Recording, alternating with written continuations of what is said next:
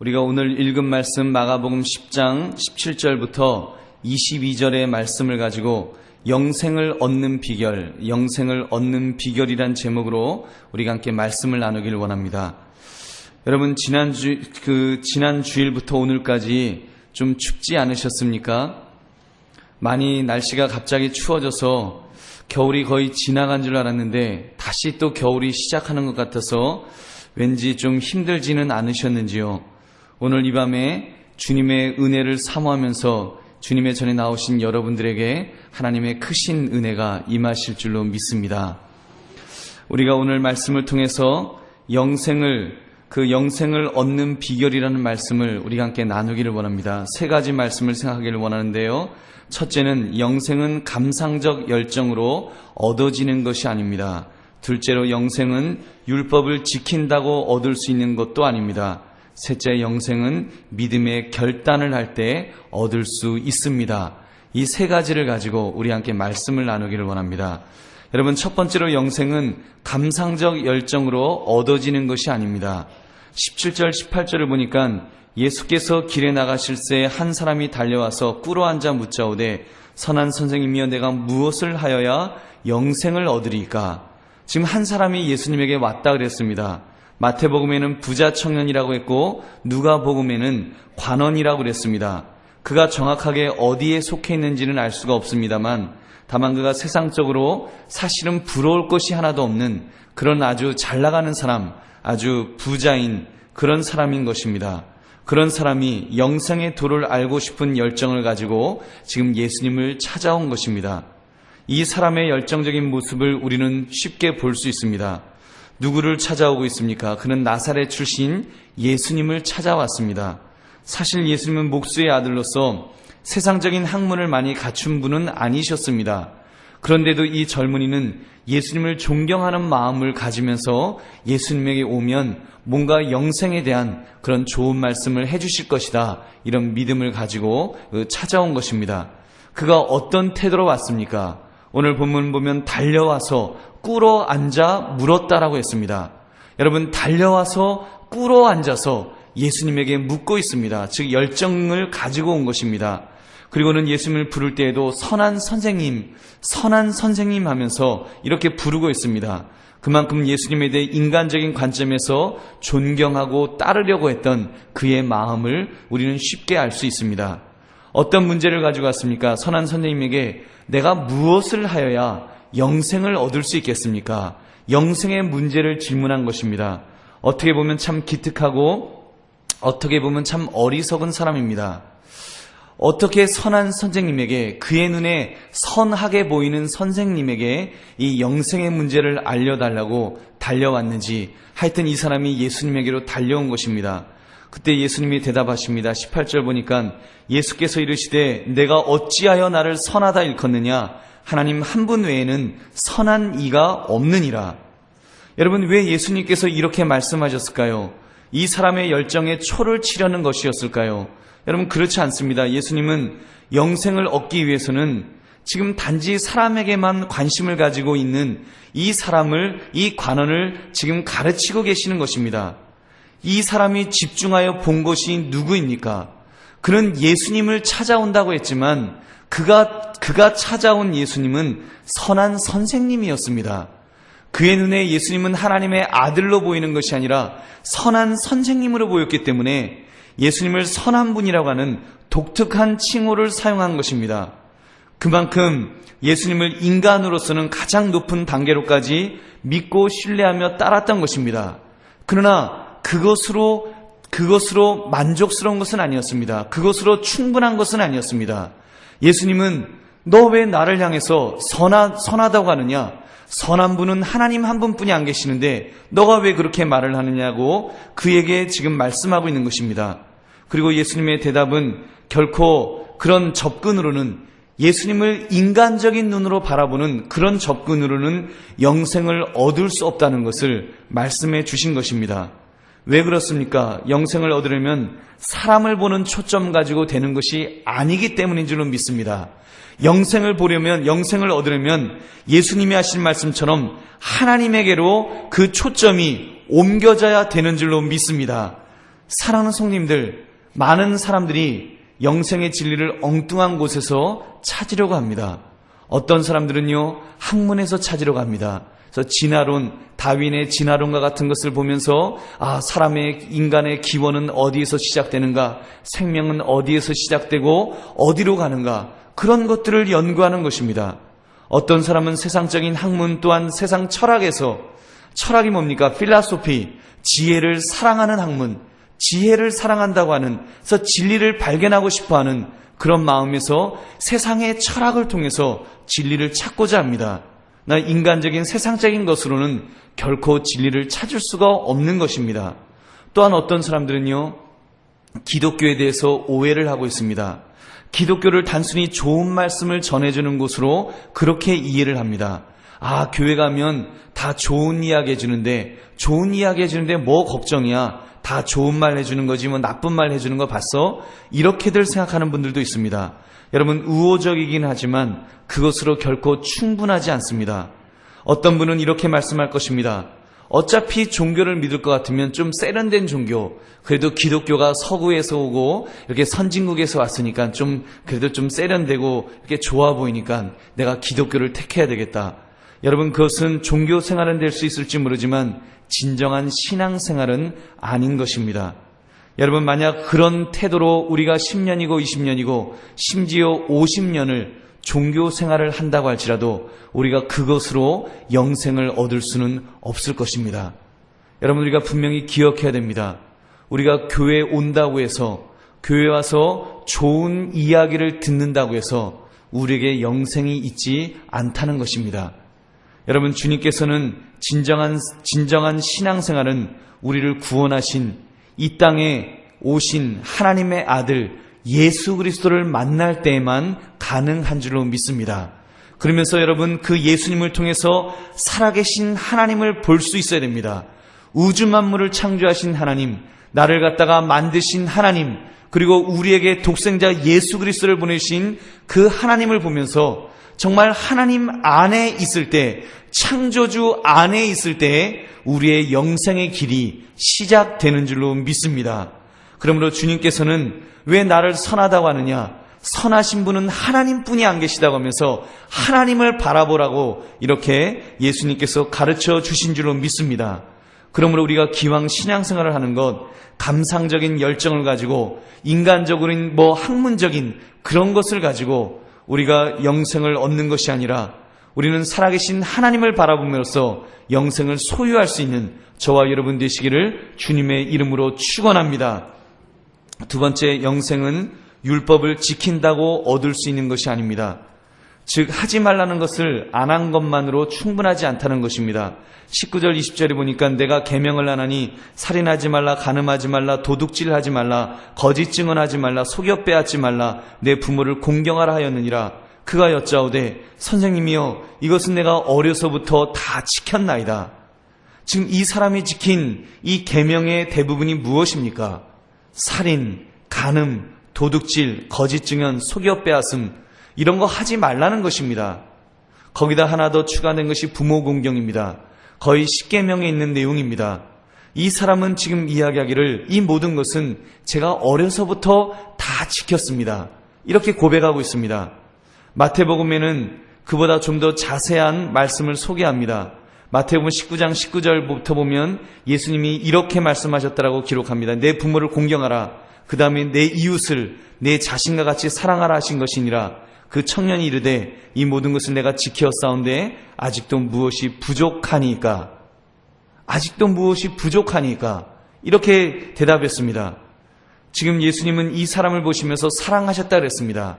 나름대로 그가 진실하게 그래도 율법을 지키면서, 계명을 지키면서 영생을 얻기 위해서 애를 썼음을 인정해 주신 것입니다. 그러나 그것만으로는 충분하지 않았습니다. 여러분, 중요한 사실은 그것만으로는 충분하지 않다는 것입니다. 여러분, 이런 면에서 어쩌면 이 사람의 고백이 어쩌면 신앙생활을 오래 한 우리들의 고백이 될 수도 있을 것입니다. 여러분, 혹시 여러분의 어떤 행위로 인해서 우월감에 젖어 있지는 않으신지요? 특별히 하지 말라는 것은 안 했다는 이유만으로 마치 모든 것을 다 이룬 사람인 양 착각하고 있지는 않는지 우리 자신에게 질문해 보아야 할 것입니다. 신앙생활을 오래 하다 보면 나도 모르게 우월감에 빠질 때가 있습니다. 특별히 열심히 신앙생활, 정말 주의 말씀대로 살려고 노력하다 보면 언젠가부터는 은근히 우리에게 찾아오는 것이 있습니다. 병입니다. 개구리 올챙이 시절 모르는 병입니다. 자기가 올챙이 때 죄인이었다는 사실은 잊어버리고 이제 개구리로 있는 모습만이 보이는 것입니다. 그리고는 하나님 앞에 이야기합니다. 하나님, 역시 하나님은 보시는 눈이 있어요. 그래도 저 정도 되니까 하나님이 저를 선택하셨지요. 이러면서 마치 자신이 날 때부터 의인인 것이냐, 이렇게 우리가 우월감에 빠질 때가 있다는 것입니다. 여러분, 근데 지금 예수님께서 지금 말씀하시는 것을 보면 그것만으로 충분하지 않다는 것입니다. 여러분, 이런 우월감에 빠진 모습, 특별히 여러분, 우리 이런 거 있지 않습니까? 주초 문제. 그래도 신앙생활을 오래 하신 분들은 술이나 담배를 하지 않습니다. 이것이 얼마나 큰 의의가 되어 있는지 모릅니다. 나는 다른 사람들처럼 담배 피지 않습니다. 나는 다른 사람들처럼 술 마시지 않습니다. 나는 술이라고는 입에도 되지 않습니다. 이거를 자랑거리로 여기게 됩니다. 여기에 더해서 우리가 충실하게 11조를 했다고 하면 그때는 이제 완전히 어깨에 계급장이 달리는 것입니다. 더군다나 이렇게 주일 꼬박꼬박 예배를 드린다. 그러면요, 이제는 막 나도 모르게 의로운 그런 마음이 드는 것입니다. 그래서는 이제 제법 내가 이제는 신앙생활 하는구나. 거기다 새벽재단 쌓고 기도생활도 제법 하는 것 같으면 더 막 그렇겠죠. 또는 내가 왕년에 그래도 기도생활 많이 했는데 라는 이런 마음에 이렇게 내 자신이 마치 자기의 모든 의무를, 예수님이 말씀하신 모든 의무를 다하고 있는 것이냐, 우리가 착각할 때가 있다는 것입니다.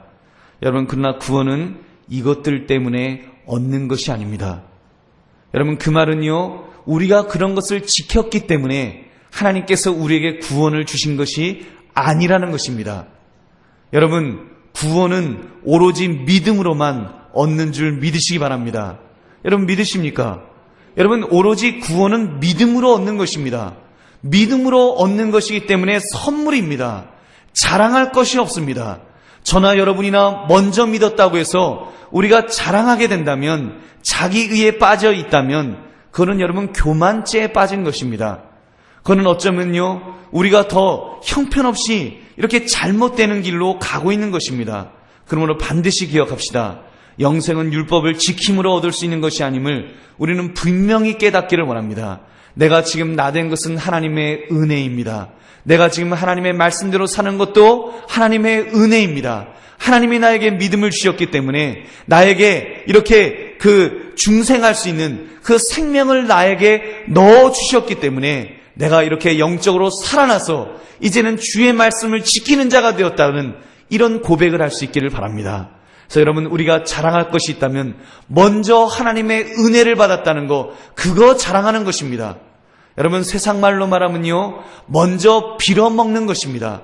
먼저 하나님의 은혜를 먼저 받아먹은 것에 대해서 우리가 먼저 받아먹었다는 것이, 그것이 어떻게 우리에게 이렇게 내 자신을 어깨를 탁 하면서 자랑할 자랑거리가 되겠습니까?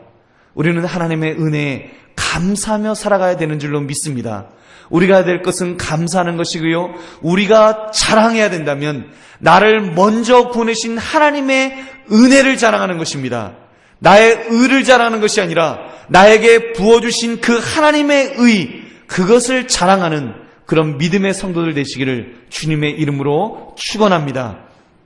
여러분, 그러므로 마지막으로 영생은 믿음의 결단을 할 때 얻을 수 있습니다. 21절 22절 보니까 예수께서 그를 보시고 사랑하사 이르시되 내게 아직도 한 가지 부족한 것이 있으니 가서 내게 있는 것을 다 팔아 가난한 자들에게 주라. 그리하면 하늘에서 보화가 내게 있으리라. 그리고 와서 나를 따르라 하시니 그 사람은 재물이 많은 고로 이 말씀으로 인하여 슬픈 기색을 띠고 근심하며 가니라. 근심하며 가니라. 여러분, 예수님은 마태복음 19장 21절에서 이렇게 표현하셨습니다. 예수께서 이르시되 내가 온전하고자 할진대 가서 내 소유를 팔아 가난한 자들에게 주라. 그리하면 하늘에서 보화가 내게 있으리라. 그리고 와서 나를 따르라 하시니. 여러분, 저는 이 말씀을 읽으면서 이 사람의 모습이 어쩌면 율법 아래에 있는 우리의 모습이라고 생각해 보았습니다. 여러분, 이것은 율법 아래서 율법으로 우리가 영생을 얻고자 할 때 우리의 마지막 모습은 바로 이 모습일 것입니다. 하나님, 나는 할 수 없습니다. 내가 율법을 가지고 내가 율법으로 영생을 얻기 위해서 하나님 앞에 가려고 하다 보니까 하나님, 나의 죄성으로는, 나의 욕심으로는, 내 모습으로는 도저히 갈 수 없습니다. 어쩌면 이 청년만 돌아서는 것이 아니라 여러분, 믿음의 은혜가 아니었으면 저나 여러분이나 우리 모두도 돌아서야 되는, 어쩌면 이 불쌍한 사람, 이 사람의 모습일 것입니다. 여러분, 이 젊은이의 마음이 얼마나 낙심이 되었을까요? 그 청년에게 말씀하시기를 모든 재산 전부를 팔아 가난한 사람들에게 나누어 주라고 할 때 얼마나 낙심이 되었겠습니까? 여러분, 이 말씀을 읽으시면서 혹시 마음에 콩당콩당 불안한 분은 없으십니까? 왜 목사님이 이 설교를 하실까? 이제 이 설교의 결론에는 재산을 갖다가 다 팔아라 라고 말씀하시면 어떻게 할까? 그렇게 순진한 분은 없으시겠지요? 오래 신앙생활을 하셔서 그렇게 순진한 분은 없으실지 모르지만 우리가 이 말씀을 읽다 보면, 이 말씀에 순종한다면, 어쩌면 여러분 이 말씀대로 우리가 순종해야 된다면 우리의 재산을 다 팔아야 될지도 모를 것입니다. 여러분, 예수님의 초점이 무엇이겠습니까? 재산 전부를 팔아 가난한 사람들에게 나누어 주는 것, 이것이 과연 핵심이겠습니까? 그것을 나누어 주면 온전해지는 것일까요? 로마서 3장 20절을 보면 그러므로 율법의 행위로 그의 앞에 의롭다 하심을 얻을 육체가 없나니 율법으로는 죄를 깨달음이니라. 여러분, 율법으로는 죄를 깨달을 뿐입니다. 이 청년이 그 재산을 다 팔았다고 할지라도, 여러분, 다 팔았다고 할지라도 그것으로 의로워지는 것은 아니라는 것입니다. 그것으로 영생을 얻을 수 있는 것은 아니라는 것입니다. 여러분, 예수님은 지금 이 관원의 마음을 간파하시고 그가 다 이루었다고 생각하는, 자기가 율법 아래서 완벽하다고 하는 생각을 깨기를 원하셨던 것입니다. 사람은 외모를 보지만 하나님은 중심을 보십니다. 모든 사람에게 재산을 다 팔으라고 하지는 않으실 것입니다. 적어도 이 청년에게 있어서는 재산이, 재물이 그에게 우상과 같이 그의 마음을 붙들고 있는 것이기 때문에 예수님은 지금 그의 마음을 간파하시고 그에게 그런 명령을 내리신 줄로 믿습니다. 그가 소유에 대한 지나친 집착에 빠져 있기 때문에 그를 간파하시고 너 소유를 모두 다 버리라는 것입니다. 과연 소유를 다 버리면서까지 나를 따라올 수 있느냐? 그 소유를 모두 팔아서 가난한 자들에게 나누어 주고 다 털어버리고 그리고 이제는 다 내려놓은 상태에서 나를 쫓을 수 있느냐라고 예수님이 묻고 계시는 것입니다. 근데 여러분, 이단들은 이제 이 문구를 잘 사용합니다. 이 문구 가지고 봐라, 예수님이 다 팔으라 그랬지 않느냐? 여러분 다 팔아라, 그리고 이제 들어와라. 그리고 신앙촌도 들어가고 어디도 들어가고 다 들어가는 것입니다. 여러분, 우리가 분명히 알아야 할 것은 구원은 믿음으로 얻는 것이지 재산을 다 팔아 얻는 것이 아닌 줄 믿으시기 바랍니다. 여러분, 그러므로 에베소서 2장 8절을 보니까 너희는 그 은혜에 의하여 믿음으로 말미암아 구원을 받았으니 이것은 너희에게서 난 것이 아니요 하나님의 선물이라. 여러분, 우리가 재산을 주님께서 다 팔으라고 하신다고 할지라도, 혹시 여러분의 마음속에 하나님이 다 팔으라고 한다고 할지라도, 여러분, 그것 때문에 구원 얻는 것은 아닙니다. 그것 때문에 얻는 것이 아니라는 것입니다. 오로지 믿음으로 말미암아 구원을 얻게 되는 줄로 믿습니다. 즉, 영생을 무엇으로 얻는 것입니까? 구원을 믿음으로 얻으면 당연히 영생도 여러분 믿음으로 얻게 되는 줄 믿습니다. 믿음으로만 구원을 얻는 것입니다. 그렇다면 예수님께서 재산을 다 팔아 가난한 사람에게 나누어 주고 나를 쫓으라고 왜 그러셨을까요? 그 이유는 예수님께서 이제 그 사람에게 결단을 요구하신 것입니다. 중심을 보시는 예수님, 그에게 묻는 것입니다. 너가 영생을 얻기를 원하느냐? 너가 정말로 영생을 얻기를 원하느냐? 그러면 너가 너의 인생에서 가장 가장 중요하게 생각하는 재물을 팔아보아라. 너가 그렇게 영생을 얻기를 원한다면, 영생이 정말 너의 인생의 최고의 가치라고 여긴다면 재산도 팔 수 있지 않겠느냐. 예수님이 그의 마음의 결단을 요구하신 것입니다. 그 사람은요, 그 분명히 저울질을 했겠지요.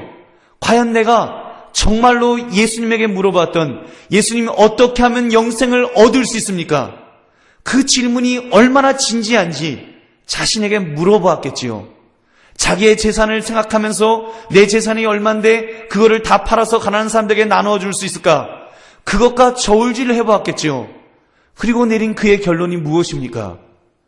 내가 영생을 원하는 것 같지만 그 재물만큼 원하는 것은 아니라는 것입니다. 여러분, 그가 결단을 하지만 그의 결단은 진지한 결단은 아니었던 것입니다. 여러분, 그것을 완전히 팔아 가난한 사람에게 나누어주고 예수님을 쫓을 정도로, 예수님을 붙들 정도로, 예수님만을 의지할 정도로 그렇게 영생을 소망하지는 못했다는 것입니다. 여러분, 우리가 꼭 재산을 팔아야 되는 것은 아닙니다. 여러분, 만약에 이 사람이 예수님 꼭 재산을 다 팔아야 됩니까? 안 팔고 그냥 놔두고 예수님 쫓아가면 혹시 안 될까요? 여러분, 예수님께서 뭐라고 말씀하실 것 같습니까? 여러분, 예수님이 무슨 사이비 교주셔갖고 재산을 다 팔아 가난한 사람에게 나누어주고 나를 쫓으라. 예수님이 사실은 재산을 다 팔아 가난한 사람이 나눠주는 것이 아니라 내 주머니에 좀 넣어주고 그래라. 뭐 그러시려고 예수님이 그러셨겠습니까? 여러분, 예수님이 말씀하시는 분명한 취지가 있습니다. 의도가 있습니다. 누가복음 16장 13절. 누가복음 16장 13절 여러분 한번 찾아보십시오. 누가복음 16장 13절을 한번 보십시오. 누가복음 16장 13절.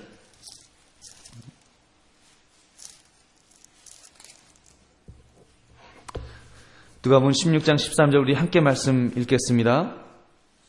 집 하인이 두 주인을 섬길 수 없나니 혹 이를 미워하고 저를 사랑하거나 혹 이를 중히 여기고 저를 경히 여길 것임이니라.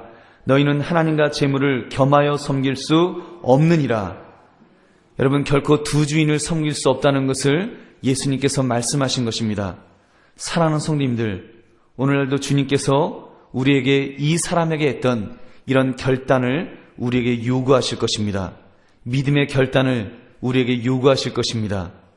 감사하게도 재산을 다 팔으라는 그런 요구는 안 하실 것 같습니다. 혹시 모르지만 안 하실 것 같습니다. 여러분, 우리가 그러나 분명하게 우리 자신들에게 질문해 보아야 될 것이 있습니다.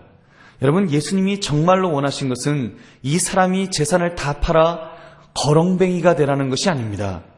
예수님의 초점은 이 사람이 거렁뱅이가 되어서 이제는 어디 빌어먹으면서 그렇게 살라고 예수님께서 말씀하신 것이 아닌 줄로 믿습니다.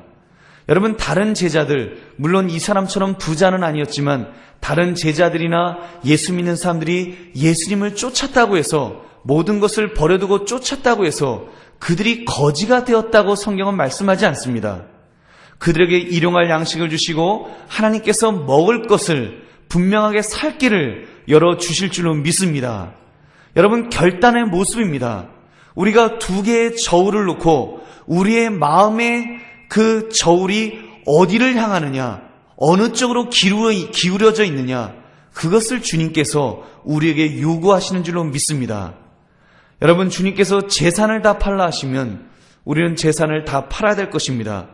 근데 여러분, 재산뿐만 아니라 세상 어떤 것이라고 할지라도 우리는 주님 앞에 질문해 보아야 합니다. 예수님께서는 우리에게 물어보실 것입니다. 너의 자녀를 팔고 나를 쫓으라 하시면 여러분 어떻게 하시겠습니까? 쫓을 수 있겠습니까? 여러분, 혹시 여러분의 마음속에 이미 자녀가 우상이 되어 있지는 않습니까? 이미 주인이 되어 있지는 않습니까? 여러분, 하나님께서 아브라함에게 무엇을 결단하셨습니까? 100세에 낳은 아들 이삭을 바쳐라. 여러분, 아브라함이 어떻게 했습니까? 바쳤습니까? 안 바쳤습니까? 바쳤습니다. 바쳤지요? 바쳤는데 이삭이 죽었습니까? 안 죽었습니까? 안 죽었습니다. 하나님이 살려주셨습니다. 죽지 않도록 막아주셨습니다. 그리고 더 큰 복을 주셨습니다. 여러분, 그렇다면 우리는 그 정도 되면 이제는 지혜롭게 신앙생활을 해야 될 줄로 믿습니다. 사랑하는 성도님들, 우리 미련 떨지 맙시다. 우리 너무 미련한 모습 있지 않습니까? 우리가 하나님께서 우리가 그런 것을 요구하실 때, 이 청년에게 재산을 다 팔아 가난한 자에게 나누어주고 나를 쫓으라 하실 때, 이 청년이 다 팔았다고 할지라도 예수님을 쫓았으면 예수님이 압니까? 너가 재산을 다 팔아서 너가 나를 쫓을 정도로 결단하느냐? 여러분, 욥과 같은 사람이요 쫄딱 망하게 하셨다가 그 배로 채워주시는 하나님의 전능하신 능력을 믿는다면 하나님께서 압니까? 너에게는 100배의 재물을 주어서 재물을 가지고 너는 나를 섬기라고 하시면 그 사람은 재물을 가지고 섬기는 재벌이 되었을 줄로 믿습니다. 그것이 우리가 신앙생활하는 지혜인 줄로 믿습니다. 어리석게도 별것도 아닌 것 가지고 하나님이 그것을 놓으라고 하시는데, 하나님이 그것과 저울질하면서 너는 무엇이 더 좋으냐라고 물어보실 때 우리는 어리석게도 하나님, 나 이거 너무 좋아요. 나 이 물질 너무 좋아요. 나 이거 못 나요. 나 이거 주인으로 좀 섬기면서 하나님 섬기면 안 될까요? 우리는 어리석은 모습을 하고 있습니다. 사랑하는 성도님들, 우리 오늘 이 말씀을 통해서 분명한 하나님의 뜻을 분별할 수 있기를 바랍니다. 혹시라도 하나님이 우리에게 그런 질문을 던진다고 하시라도, 여러분 그런 명령을 하신다고 할지라도 우리가 순종할 수 있기를 바랍니다. 여러분, 재산을 다 팔라 하시면 재산을 다 파는 척 해보십시오. 하나님께서 다 팔지 않도록 됐다 그러실지도 모릅니다. 여러분, 자녀를 향해서 여러분 사랑하는 마음 있지요. 여러분의 자녀를 사랑하시면 내려놓으시기 바랍니다. 그때 어리석게 그 자녀를, 하나님, 내가 하나님을 사랑하지만 내 자녀를 더 사랑합니다. 하나님, 내가 하나님을 사랑하긴 사랑하지만 내 자녀를 조금 더 사랑합니다. 그럼 어리석은 고백하지 않기를 바랍니다. 그거는 여러분 망하는 길로 가는 것입니다. 여러분, 사랑하는 마음이 있더라도, 더 사랑하는 마음이 가더라도 주님 앞에는 이렇게 고백해야 될 줄로 믿습니다. 주님, 하나님이 주신 자녀인데 너무 예쁩니다. 하나님 사랑해서 너무 예쁩니다. 어떤 때는요, 하나님보다 더 막 예쁘려고 그럽니다. 하나님, 내 마음을 붙들어 주세요. 내가 하나님을 더 사랑하기를 원합니다. 하나님, 내가 하나님 더 사랑하기를 원합니다. 나요, 하나님 사랑하기 때문에 내 자녀 아무것도 아닙니다. 하나님이 우리 마음 모르시겠습니까? 그러나 여러분, 우리가 그렇게 고백할 때 하나님께서 우리의 마음을 아름답게 보실 줄로 믿습니다. 여러분, 더 원하는 것이 무엇입니까? 출세하는 것을 원하십니까? 사업장이 잘 되는 걸 원하십니까? 여러분, 어떤 기도의 제목이 있으십니까? 여러분, 출세하거나 내 욕심 있는 그런 것들이 있으십니까? 혹시라도 하나님께서 그것을 가지고 너가 나를 그것보다 더 사랑하느냐라고 저울질하실 때 우리는 지혜롭게 대답할 수 있기를 바랍니다. 하나님, 나는 무조건 하나님 더 사랑해요. 여러분, 이것이 그냥 우리의 입술의 버릇처럼 그냥 툭 쳐도 하나님 더 사랑해요. 여러분, 우리가 이 고백은 적어도 할 수 있기를 바랍니다. 이 고백만 해도 하나님께서 우리에게 복을 주실 줄로 믿습니다. 그러다 우리의 마음이 좀 흔들리는 것은, 에이구, 네 마음이 왜 흔들리냐? 하나님께서 우리의 마음을 붙들어 주실 줄로 믿습니다. 그러므로 우리는 우리의 고백 속에서 언제든지 주님이 무엇이라고 말씀하신다고 할지라도 나는 주님을 더 사랑하기를 원합니다. 나는 주님을 붙들기를 원합니다. 주님이 내 인생의 주인이십니다. 주님만이 나의 살 길입니다. 주님, 내가 주님 붙들기를 원합니다. 우리가 믿음으로 고백할 때 하나님께서 우리에게 길을 열어주실 줄로 믿습니다. 말씀했습니다. 오늘 말씀을 통해 영생을 얻는 비결에 대해서 나누었습니다. 첫째, 영생은 감상적 열정으로 얻어지는 것이 아니라 그랬습니다. 둘째, 영생은 율법을 지킨다고 얻을 수 있는 것이 아닙니다. 셋째, 영생은 믿음의 결단을 할 때만 얻을 수 있습니다. 여러분, 이 세상 무엇보다도 우리는 그러므로 믿음을 가지고 주님만을 붙들 수 있기를 바랍니다. 주님만을 의지할 수 있기를 바랍니다. 그래서 주께서 우리에게 주시는 은혜와 복을 누리면서 살아가시는 저와 여러분 되시기를 주님의 이름으로 축원합니다. 우리 함께 통성으로 기도하겠습니다. 여러분,